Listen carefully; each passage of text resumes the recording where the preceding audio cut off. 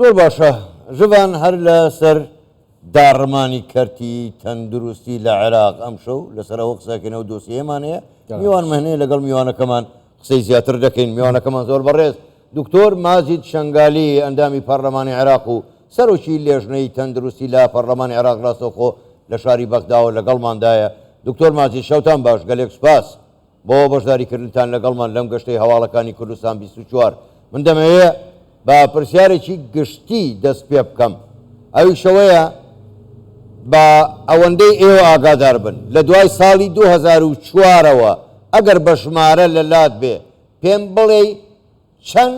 نەخۆشخانە لە عێراق دروست کراوە هیچ کراوە یا هەر کۆنەکانە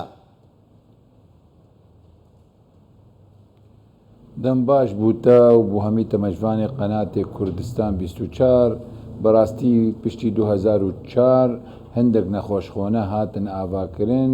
پێشێ ئەو لە دەمی مالکی نێزینگی 10 نەخۆشخانە لە 10 پارێزگەها بەس هەتانە هەندێک ژێ متەلەکەن vê dema çûyî me yek li îmara vekir yek li Basra li Babil li Necef û yek li Nasiriye nêzîngî 6 nexweşxanî nû vebûne ew ê dijî hemî hetaneha mutelekê ne û hindek nexweşxaneyê bi rastî 100 û 200 serî li hindek qeza û hindek cihît Bexdayê bez bi rastî hetaneha zor kêmasî heye li müsteşfey gewre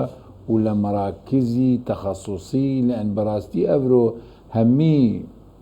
sistemê tenduristî li hemî dinyayê û li cîhanê ber û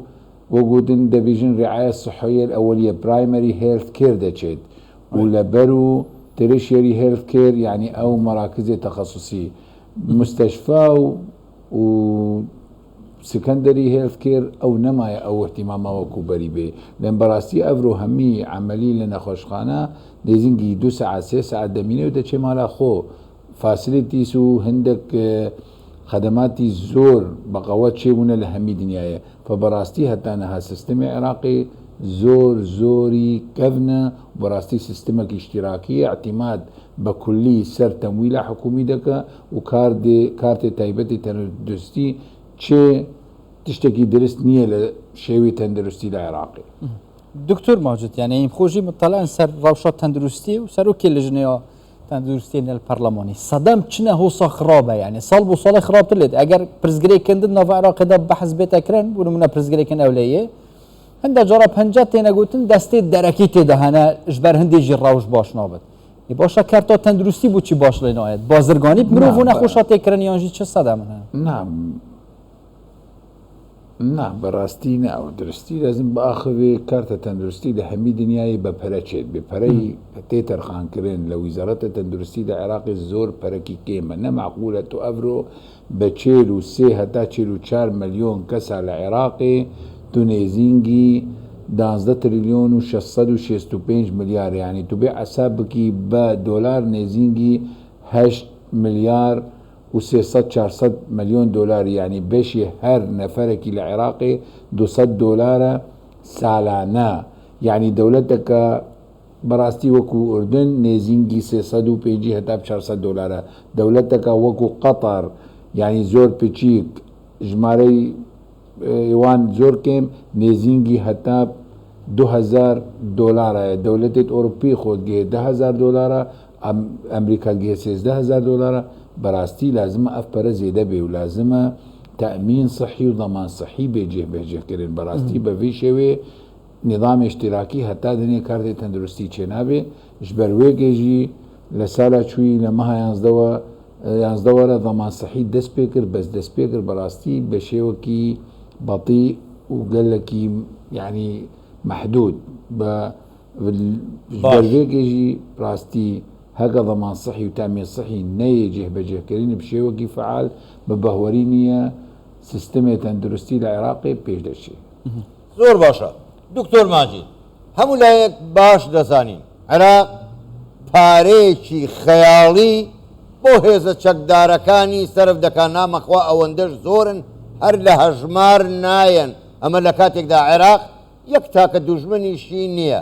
بەڵام پرسیار ئەمەیە باشە بۆچی بۆ پارە بۆ کەرتی تەندروستی و پەروەردە کە هەردووچیان زۆر گرنگن پارە بۆچی بۆ ئەوانە سەرف ناکرێت؟ دەزانی بووچێ بەڕاستیژی تو بێ حقیقەتێژی ئەو پەرەی تێ تەرخانکردن بوو کارتێ تەندروستی بوو پەروەردە هەمی تێ سەرفکردن وەکو موچە لێن بەڕاستی نەوعەکی بەتاڵە المقەنعە و نەوعەکی هەندێک فەرمانبەری بێشغل لەڤان هەردوو ویزارەتانە بەڕاستی ئەڤرۆ یعنی ژمارەی فەرمانبەرێ ویزارەتە تەندروستی لە عێراقی نێزینگی 550 هەتا 600,000 کەسیە تو بێ حقیقەتێ ئەم نەمحتاجی نیوی ژوان ژمارەیە یعنی ئەڤرۆ موازەنە موچەی ویزارەتی تەندروستی نێزینگە 55 سەدێ تێ سەرفکردن وەکو موچە بەڤی شێوی بە زەحمەتە گەلک بێئەن ویزارەتی تەندروستی پێش دەچێ تشتێ دژی بەڕاستی دەگوت یعنی بەواضحی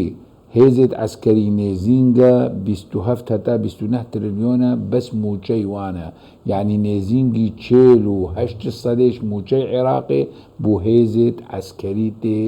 سەرفکردن و خەرشکردن بەڕاستی ئەم هەمیشی زانێت چ تشتێ ها سەرفکردن بوو موچە بوو هێزێت عسکەری معناوێ ئەف تشتێکی استیهلاکیە و تشتێکی نەفەقاتە نایێ عوەضاندن فبڕاستی لازمە سیاسەتە عێراقی هەمە بێ تەغییرکردنش ئال اقتصاد بە و اهتیمامەکە زۆر بە پەروەردە و تعلیم عالی و تەندروستی بکە و بەڕاستیژی مگوتش پێشێوە هەکە نیظامی ضەمان سەحی لە عێراقی نەیە جێبەجێکردن بشێوەکی درست ئەف سیستەمێ تەندروستی برێبە ناچی دکتۆر یعنی کابینە محەممەد شێع سوودانی گەلە جۆرە بەحسە هەوڵێن ئاڤادانکردنێ و ڤەگەڕاندنا ژیانێ ژبووی وان ناوچان تێکردن ئەڤێن کو وێران بینێن ناڤە بەغدایە گشتیژی لە عێراقێدا لێ ئەم بەحسە کارتە تەندروستی بکەین هەوڵێن هوسە هەنە پاشەڕۆیشدا پەرلەمانی ئەم ببینین پرۆژە یاسا تایبەتیژی بیمە تەندروستی کارێ تایبەت ji بووی نەخۆشخانەیان ئاڤاکردنا نەخۆشخانەیان هەبن یان ژی نە ئەو کارێ گرنگەل بەر دەستێ وانە یعنی بەڕاستی تشتی هاتی کردن لە دەمێ حکوومەتە سوودانی تشتێک هەیە وەدگینێتێ PPP Private Public Partnership یعنی شەراکەت بە کارتێک تایبەت لە ئیدارەی هەندێک مستەشفیاتە کرد 6 مستەشفەی گەورە 492 تەخت لە بەسرا لە میسان لە ناسریە لە کەربەلا لە نەجف لە بابل دان 6 شەریکەی ئەژنەوی جابرێڤە ببن ئەو جیهات تەرخانکردن بووان نێزینگە 352 ملیارە ساڵانە بۆ مدەی 3 ساڵە تشتێ دیژی هاتی گرین نێزینگە 400 میلیارد دیناری تەرخان کرد بووان سنتەرێ تەخەسوسی دل و ئەوڕامێت سەرەتانی تشتێ دیژی هاتی کردین هەندێک مەشاریعی متەلەکە برێڤە چوون بەس ئەتانەهاژی ئەو مەشاریع نەچوونە سەر ڕێەکە درستیدەن بەڕاستی هەکە پەرە هات با سەرفکردن بشێوەکی درست احتیمال بوو ئەف ساڵ ئەم سێ نەخۆشخانە لە بەغدایە بتنێ بدەن بەرشەوەل بەس ڕاستی غێر یەکێژی ئەوژی لەسەر پارێزگاها بەغدایە نەخۆشخانە شعب ئێڤەکردن ئینشاڵڵا نیهایە vê ساڵێ ئەوێ دیژی تەعجیل بوون لەسەر نیڤێ ساڵە تێژی هەگە پەرە هات تەرخانکردن واحتیمالە پەرژینەیە تەرخانکردن دێن بەڕاستی ئەو پەرەی تێ تەرخانکردنژی لە ویزارەتی دارایی نایە سەرفکردن بشێوەکی درستی